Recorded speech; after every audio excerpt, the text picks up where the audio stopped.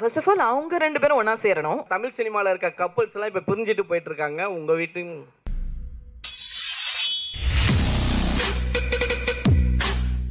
நான் actually first ஒரு album பண்ணேன். ரீங்காரம் தான் முதல்ல பண்ணேன். அதுக்கு முன்னாடி நான் சோலோலாம் பாடல. அதுக்கப்புறம் இப்போ தான் பண்ணிட்டு இருக்கேன். ரான்னு ஒரு பாட்டு பண்ணியிருந்தேன் நடுவில். So yeah, so independent album எப்போவுமே எங்களுக்குலாம் ஒரு கிரேஸ் தான். ஏன்னா we can rule the roost in it. இனிமேல் தான் ஆல்பம்ஸ் தான். Yeah. We want to do more. We found a beautiful team. We have lovely Komal with us, Emil Mohammed with us, Mani V. Nair, and we have a lot of team, beautiful people associated with us. Ragana ma'am சொல்லுங்க sir. இங்கே இந்த பக்கம் இருக்கும். யா சொல்லுங்க sir. இல்லை ஆக்சுவலாக தமிழில் நிறைய ஆல்பம்ஸ் அங்கே வந்துருச்சு. ஓகே. கல்யாணம் இது மேட்ரு மாற்றிக்கலாம் மாலை, அது எல்லாருக்கும் தெரிஞ்சது வர. இது என்ன புதுசாக மக்களுக்கு ஒரு சொல்ல வந்திருக்கீங்க? இல்லை புதுசாக சொல்கிறத விட ஐ திங்க் இட்ஸ் இடிஎம் இல்லையா? இடிஎம் ஜானரில் நிறைய சாங்ஸ் வந்ததில்ல, கொஞ்சம் தான் வந்திருக்கு. லிட்டில் மாடர்ன்னா சொல்ல வந்திருக்கோம்லாம் ஒன்றும் இல்லை. இங்கே பாருங்கள், காலையில் ஒரு சாயந்தரமாக ஒருத்தர் போய் நல்லா உழைச்சிட்டு வராரு. அவருக்கு ஸ்ட்ரெஸ் ரிலீவ் ஆகணுன்னா, கம்ப்ளீட்டாக அவரை வேற ஒரு வேர்ல்டுக்கு ட்ரான்ஸ்ஃபார்ம் பண்ணணுன்னா, ஒரு சாங்கை கேட்கும்போது இமீடியட்டாக அவங்க மூட் சேஞ்ச் ஆகும்.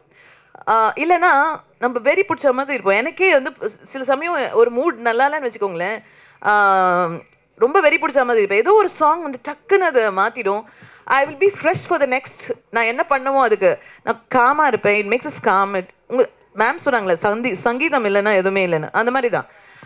எத்தனை உழைச்சிட்டு வர ஒடியூசே நம்ம விவசாயிங்க சாயந்தரம் இளையராஜா சார் பாட்டு கேட்டுட்டு தான் தூங்குவாங்க. ஸோ அவங்களுக்கு அடுத்த நாள் உற்சாகம் தர்றது அந்த பாட்டு தான். அவங்க அந்த வேலையெல்லாம், அந்த களைப்பெல்லாம், எல்லா ஸ்ட்ரெஸ்ஸையும் முடிச்சுட்டு தூங்கும்போது, அந்த பாட்டை கேட்டுட்டு தூங்கும்போது அவங்களுக்கு எல்லா களைப்பும் பறந்து போகுது. ஸோ அதனால நம்ம எவ்வளோ பாட்டு பண்ணாலும் தப்பு இல்லை.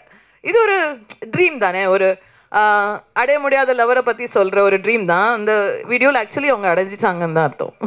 இல்லை ரகுமான் சார் வந்து ஆக்சுவலாக ரொம்ப சைலண்ட், அது பேசத்தை கேட்காது அப்படி சொல்லுவாங்க. இப்போ நான் அதே மாதிரி பேசணுமா? கேட்காம நீங்கள் படன்னு நான் இருங்க. நான் ஃபஸ்ட்டு சேல்ஸ் ரெப்பாக இருந்தேன் ஒரு காலத்தில். ஒரு ஜஸ்ட் ஒரு 20 days சேல்ஸ் ரெப்பாக இருந்தேன். அதுக்கப்புறமா நான் ஆர்ஜேவாக இருந்தேன். ஸோ என்னை சின்மயி தான் கூப்பிட்டு ஆர்ஜே வாக்குனாங்க. அவங்கள பண்ண சொன்ன ஷோவை எனக்கு கொடுத்துருந்தாங்க. ஸோ அதனால நான் வந்து ஆர்ஜேவானேன். ஆர்ஜேவாக இருக்கும்போது நான் மென்மையாகவும் ரொம்ப ஸ்லோவாகவும் பேச முடியாது சார். அது என்னை இப்படி ப்ரிப்பேர் பண்ணிடுச்சு. இல்லை ரகுமான் சார் இதை வந்து பார்த்தாரா, கேட்டாரா இந்த சாங்கை? நான் அவர்கிட்ட அனுப்புனேன். அவர் நேற்று எனக்கு மரியாதையே வேறு, அவர் எதுவும் சொல்ல மாட்டார்ல. என் பையன் காமிச்சு ஹி செட் தம்ஸ் அப் போட்டார். யார் காமிட்டாலும் they were really loved it. And I am hoping the new generation will like it. New ஜென்ரேஷனுக்காக பண்ணது இது. ஃபர்ஸ்ட் ஆஃப் ஆல் அவங்க 2 பேரும் ஒன்றா சேரணும். அதுக்கப்புறம் தான் என்ன உள்ளே சேர்ப்பாங்க தெரியாது மேம். உங்கள் ஆசை நல்லா இருக்கு, எனக்கு பிடிச்சிருக்கு. மேடம் நிறைய பாட்டு பாடுறீங்க, நிறைய மியூசிக் கம்போஸ் பண்ணியிருக்கீங்க. ஓகே. ரொம்ப நாளுக்கு அப்புறம் நீங்கள் ஸ்க்ரீனில் வரீங்க. ஏன் உங்களை பாட்டுக்கு ரொம்ப போர் அடிச்சதுனால ஸ்க்ரீனில் வர ஆரம்பிச்சிட்டிங்களா? ஏன் சார், இப்போ பாடுறவங்க தான் முக்கியம் சார். அவங்களுக்கு ஒரு டேலண்ட் இருக்குல்ல சார், அவங்க வரணுமா இல்லையா சொல்லுங்கள். என்னது அவங்க வரக்கூடாதா ஸ்க்ரீனில்? தப்பா? இந்த வாய்ப்பு வந்து அண்ணன் கிட்ட கேட்டிருக்கீங்களா? சாரி, பிரதர் கிட்ட. சார் அவர் மியூசிக் டைரக்டர், அவர்கிட்ட நான் எப்படி கேட்க முடியும்?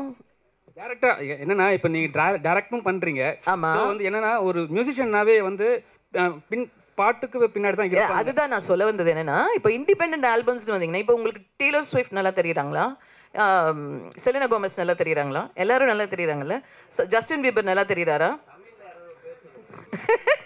இல்லை எஸ்பிபி சார்லாம் உங்களுக்கு தெரியும், சித்ரா மாலா எல்லாரும் தெரியும். இல்லை நான் இல்லை அவங்க ஸ்க்ரீனில் வந்து இப்போ எஸ்பிபி சாரும் ஸ்க்ரீனில் வந்து பண்ணியிருக்காரு. அதெல்லாம் இருக்கட்டும். பட் நம்ம வேர்ல்ட் லெவலில் யோசிக்கும் போது மியூசிஷியன்ஸ் தான் நம்பர் 1 அங்கே இருக்காங்க. பட் இங்கே நம்ம ஒரு செகண்ட் கிரேடில் தான் இருக்கோம் மியூசிஷியன்ஸ் எல்லாம். ஸோ இப்போ படத்துலையும் பாட்டை கம்மி பண்ணிட்டாங்க. மியூசிஷியன்ஸ்லாம் எங்கே போவாங்க சொல்லுங்கள்? மியூசிஷியன் பற்றி பேசுனீங்க. இப்போ லிரிக்ஸ் ரைட்டர்லாம் இருக்காங்க தெரியுங்களா, அவங்கள பற்றிலாம் ஒன்றும் பேசவே இல்லை. சரி, அவங்களுக்கும் அவென்யூ இருக்குது. அவங்க புக்ஸ் வெளியிட முடியும். அவங்க வந்து இது கவிதை வேறு இடத்துல பேச முடியும். கவி அரங்கம்லாம் இருக்குது, அதுலலாம் அவங்க வர முடியும். அவங்களும் அவங்க கவிதையும் பாட்டாக பண்ண முடியும். டெஃபினட்டாக பண்ணலாம். அவங்களும் நடிக்கணும்னா நடிக்கலாம். What is that? நான் வேண்டாம் நான் சொன்னேன். மேடம் வேர்ல்டில் சிங்கர்ஸ் வந்து வெளியில் தெரிய மாட்டாங்க, இசையமைப்பாளர்லாம் சொன்னீங்க. ஆனால் இங்கே பார்த்தீங்கன்னா இசையமைச்ச அடுத்த கணமே பார்த்தீங்கன்னா ஹீரோ ஆகிட்டாங்க இங்கே நம்ம தமிழ் சினிமாவில். இப்போ இதை பற்றி என்ன சொல்ல வரீங்க? நல்லது. நெக்ஸ்ட் ஹீரோயின் ஆக போகிறேன் அப்படின்னு சொல்ல வரீங்க? நான் ஆக முடியாது சார். நான் என் பாட்டில் தான் ஹீரோயின், வேறு எதுலையும் இல்லை. அதுலேயே நான் வேறு ஹீரோயின் போட்டிருக்கேன். ஸோ அதனால் நம்மளுக்கு என்ன சூட் ஆகுமோ அது பண்ணுறோம். நம்ம அந்த யங்ஸ்டர்ஸாக நடிக்க முடியாதுங்கிறதுனால தான் நம்ம கோமல் சர்மாவையும் சனோஜியும் போட்டிருக்கோம். அந்த பாட்டு நான் பாடக்கூடாதா சொல்லுங்க? எல்லாரும் டயர்டானவொன்னு கழிப்பு போட்டு தூங்குறதுக்காக தான் பாட்டு இருக்கு. ஆனால் இன்னைக்கு இளைஞரோட தூக்கம் கெடுக்கிற மாதிரி தான் இந்த பாட்டு வந்து. சில பேர் தூங்காமல் இருக்காங்களே அவங்களுக்காகங்க அது. தூங்கணும்னா அதுக்கு வேறு பாட்டெலாம் இருக்குது நிறைய. யா சரி, அது ஒரு வடிகால் அவங்களுக்கு அது. யா இது ஆக்சுவலி டு டெல் யூ, நான் ரெஹ்மான் சார் ஸ்டுடியோவில் தான் ஷூட் பண்ணேன். ரெஹ்மான் ஸ்டுடியோவில் தான் நிறைய இடம் நாங்கள் பார்த்தோம். ஒரு 5 ஸ்டார் ஹோட்டல் அதெல்லாம் பார்த்தோம். ரொம்ப ஓவராக பட்ஜெட் டெக்கரேட் இருந்தது. ஸோ ரெஹ்மான் ஸ்டுடியோவில் ஷூட் பண்ணோம். இது I think it came around 7 lakhs இந்த பட்ஜெட். யா ஸோ மேம், பாட்டோட டீசர் பார்த்தோன்னே ஃபுல் பாட்டு பார்க்கணும்னு ஆசைப்பட்டு வெயிட் பண்ணி பார்த்தேன். டெஃபினட்டாக நீங்கள் ஃப்ரெண்டுங்க நல்லா தெரியும் எனக்கு பாட்டு பிடிச்சது. ஸோ அந்த பாட்டு பார்க்கும்போது எல்லாத்துக்கும் ரொம்ப பிடிச்ச மாதிரி இருக்குது. இனிமேல் வந்து பல்லேலக்கா பாடின மலை பாடின ரெஹான்ரை விட்டு மாத்திக்கலாம் மாலை ரெஹானான்னு சொல்லுவாங்கன்னு நம்புகிறோம். இன்ஷா அல்லாஹ். வாழ்த்துக்கள் மேம். Thank you so much. அழகான பாடல். ஸோ யாராவது கேள்விகள் வேறு யாராவது இருக்கா? வேறு கேள்வி? இதை நீங்கள் தான் எடுத்துகிட்டு போய் சேர்க்கணும். பை த வே இந்த டாப்பிக்லேருந்து மூவ் பண்ணி ஒரே ஒரு சின்ன விஷயம் நான் சொல்கிறேன். சாரி, இது நான் ப்ரெஸ் இருக்கிறதால நான் சொல்கிறேன். ஐம் டேக்கிங் அட்வான்டேஜ், தப்பாக நினச்சிக்க வேண்டாம். I've started one biryani shop in இது அபு சாலி ஸ்ட்ரீட். ஸோ அங்கே வந்து we have very nice biryanis. 1000 biryani கடை இருக்குது. ஆனாலும் ஏன் டேஸ்ட்டுக்கு எங்கள் வீட்டுக்கு பிடிச்ச மாதிரி இருக்கிற பிரியாணி அது. ஏன்னா நாங்கள் பிரியாணி லவர்ஸ் நாங்கள். ஸோ அந்த you can get that taste over there. நீங்களாம் ட்ரை பண்ணலாம். Ma'am, I'm giving you sample. நீங்க சாப்பிட்டுட்டு அதை பத்தி சொல்லணும்னா சொல்லலாம், உங்களுக்கு பிடிச்சா சொல்லலாம். பாய்ஸ் படத்துல ரஹ்மான் வீட்டு பிரியாணின்னு சொல்லுவாங்க, அந்த அளவுக்கு டேஸ்ட் எல்லாருக்கும் கேள்விப்பட்டிருக்கோம். I think so. அந்த மாதிரி தான் வந்துட்டு இருக்கு. Definitely you will all love it. Non veg, உங்களுக்கு வெஜ் வேணும்னா தனியா என்கிட்ட சொல்லுங்க, ஒரு நாள் உங்களுக்கு வெஜ் பண்ணி கொடுக்குறேன். கண்டிப்பா உங்களுக்கு கிடைக்கும். ஷாப் நேம் வந்து கரீமா டைனிங் ஸ்பாட். எங்கள் அம்மா சாப்பாட்டில் ரொம்ப ஃபேமஸ்ஸு.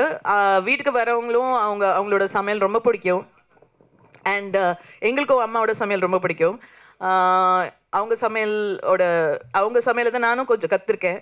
ஸோ அதில் இருக்கிற எக்ஸ்பர்டைஸ் கொஞ்சம் போட்டிருக்கேன். அம்மா வந்து யார் வந்தாலும் நிறைய சாப்பாடு கொடுத்து ரொம்ப ஹாப்பியாக வரவேற்பாங்க. அவங்க நினைவாக தான் அந்த ஸ்டார்ட் பண்ணியிருக்கேன். குட்டியான கடை தான், ரொம்ப பெருசுலாம் இல்லை. ஜஸ்ட் ஒரு 20 பேர் உட்காந்து சாப்பிட்லாம். அஃபோர்டபுளாக இருக்கும்.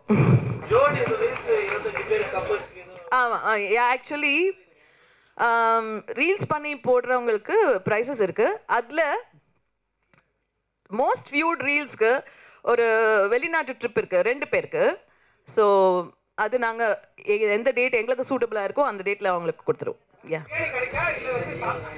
சாங்குக்கு பிரியாணி கிடைக்கும், போடுங்க, நான் கொடுக்குறேன். என்னது? நோ மாத்திக்கலாம் மாலை ஜோடியாக சேர்ந்து நீங்கள் ஜோடியாக சேர்ந்து விடாது, யார் வேணா பண்ணலாம். 2 பேர் சேர்ந்து பண்ணுங்க போகிறோம். யா கப்புள்ஸ்லாம் வந்து ரீல்ஸ் பண்ணி போடலாம்னு சொல்கிறீங்க. ஆனால் தமிழ் சினிமாவில் இருக்க கப்புள்ஸ்லாம் இப்போ பிரிஞ்சுட்டு போயிட்டுருக்காங்க. உங்கள் வீட்டு